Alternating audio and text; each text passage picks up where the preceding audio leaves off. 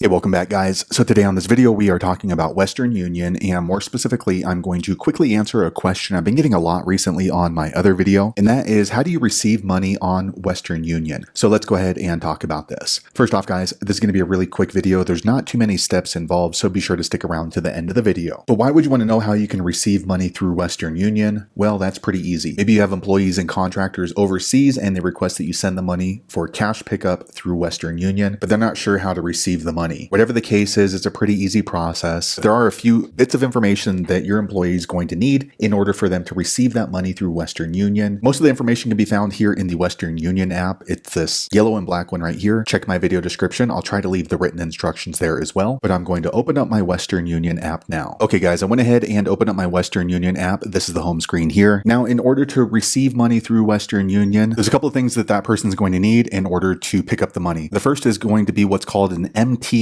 number. So basically that's just an identifier or a transaction number for the money that you sent through Western Union. Second, they will need a government issued ID. So oftentimes this is going to be their passport. So country by country or government by government, they will have different rules on which identification they can receive. However, anytime that I've sent money through Western Union, usually the local ID card is going to work or the passport. And when I say local ID, that's just based off my personal experience. I had money sent to myself when I was in Mexico, but I am a US resident. So my driver's license from California did not work to pick up money from Western Union. I had to use my passport because I was in a different country. The location would not accept my California driver's license. However, I did ask them if they can take a local Mexican ID, and there's no problem with that. So if you're a foreigner in a different country, most likely they will need their passport. So that's the second thing they're going to need is a form of ID. Also on the identification, you want to make sure that their name matches exactly with the transfer. So if their middle name appears on their passport or their local ID, you want to make sure that's included when you send out that transfer through Western Union. And then third, once in a while, the office will ask who the person was that sent the transaction and then what city and country they're from. And that's just to verify that they are giving out the right transaction. But that's pretty rare, but usually I will include that with my contractors so that way they don't run into any issues and they can quickly pick up their money and receive the money through Western Union. So first, what you want to do is click on this menu button here on the top right. Okay, once you click there, you want to click on this button down here towards the bottom called History. Okay, once you're there, then you want to go ahead and scroll through until you find the transaction that you're working on. So for example, we'll click on this top one right here. Okay, once you click there, then you're going to see this information right here, MTCN. That is the information that they're going to need, which is the identifier for this particular transaction. So this screen has a lot of transaction information that they may not need. So usually what you're going to want to do is click on this upload button right here on the right, this little square with an upward arrow. Okay, so once you click there, it's going to give you the share function. So this is basically the message that they would receive that you send through email or through text message. It lets them know how much you sent. Also, it gives them the MTCN number. Also, it gives them this website. So this is basically all the information they're going to need along with their ID. Once they receive this, they can click on this link right here, and then they can search for the nearest Western Union location that they can receive this money. So let me go ahead and click on this link and show you where that takes them. Okay, so once they click in there, they're going to get this page right here. So they can go ahead and search for a location. So let's click here, and then you can kind of just scroll through and then look for the country that they are receiving the money in. So for example, let's go ahead and click on Mexico, and then here they can just type in the name of the city. So let's just put in Guadalajara, and then you're going to click on search. Okay, so here they can go ahead and search through these different types of locations. So some of these are grocery stores, and they're just going to choose whichever one's close to them. Now, one thing you want to know is if you're receiving money through Western Union and you go to something really small like a 7-Eleven, a lot of times they're not going to have enough cash to cover that transaction. So if it's just a smaller amount, then yeah, you might want to go to something like an OXXO. However, if you're going to receive a lot of money through Western Union, you probably want to go through a bank. So for example, here is Banorte. That's a bank. This is a Walmart. So Walmart will usually carry a little bit more cash than like a small 7-Eleven, but same thing. If it happens to be a lot of money, you definitely want to go to a bank. So that's to make sure they probably have enough cash on hand. Also, it's for security. So if you're going to be receiving a lot of money in maybe a country that's not 100% secure, you probably want to go to a bank because they're going to have security measures that the local convenience store is not going to have. And basically all you're going to do is just go there, go to the counter, let them know that you are picking up a Western Union payment, and they would then have you follow the local procedures. Once again, that's really going to vary depending on the country and then also the location that you go to. Sometimes they do have you fill out different paperwork with your full name, with your passport. You have to sign things. Sometimes they have to get your fingerprint. So that really depends on the country and the security of the country. But that's basically pretty much it. If you're looking to receive money through Western Union, it is pretty easy. You just need to make sure that you have those 3 bits of information, your ID or passport, and then also the MTCN number. And then sometimes, like I said, you do need the sender's first name, last name, and then which city and state or which city and country they are sending from. So there you have it, guys. If you're wondering how to receive money through Western Union, that is the easiest way I know how to do it. If you know an easier way, be sure to leave a comment below. Let the rest of us know how you did it. Hopefully you found that video useful. If so, click thumbs up or maybe consider subscribing to my channel, and I hope to see you on the next video. Thanks again for watching.